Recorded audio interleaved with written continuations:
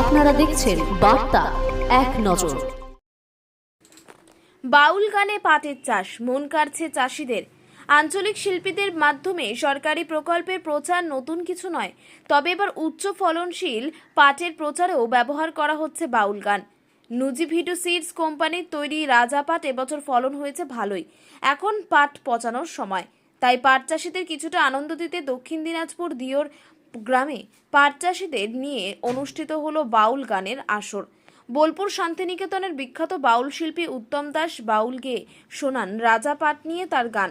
সঙ্গে অবশ্য গ্রামের এক বাউল শিল্পীও বাউল গানে মাতিয়ে তোলেন দর্শকদের। রাজা পাটের বীজ উৎপাদনকারী সংস্থাও এই গান শুনে খুশি। এই বীজ প্রস্তুতকারক সংস্থা নুজিভিডু সিডস এর পক্ষ থেকে জানানো হয়েছে, এই পাট একর প্রতি অতিরিক্ত 10,000 টাকা লাভের সুযোগ করে দিচ্ছে চাষিদের। এটা সম্ভব হয়েছে পাটের লম্বা আঁশ এবং অন্যান্য প্রজাতির চেয়ে 1 একর প্রতি ন্যূনতম বাড়তি 2 কুইন্টাল উৎপাদন বেশি হওয়ার ফলে।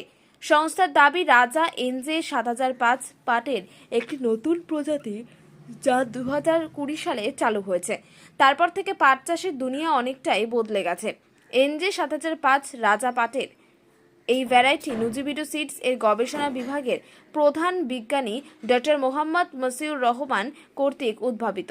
এই চাষে খরচ অন্যান্য পাটের তুলনায় কম, সঙ্গে পাওয়া যায় উচ্চ ফলন, উচ্চতর গুণমানের তন্তু ও আগের চেয়ে বেশি লাভের সুযোগ।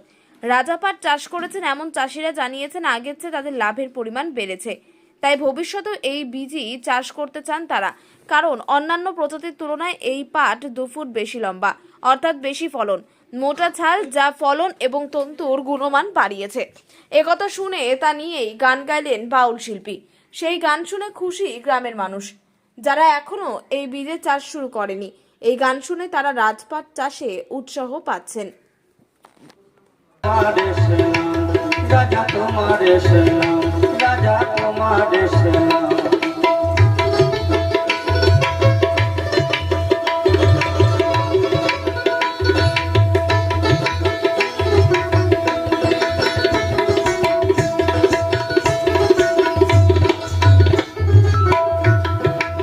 মোরা সাদা সেদা মাটির মানুষ চাষ করে খায়, মোদের রাজা পাটে ভিন্ন আরে পাটে জানা নাই, রূপে গুণে রাজায়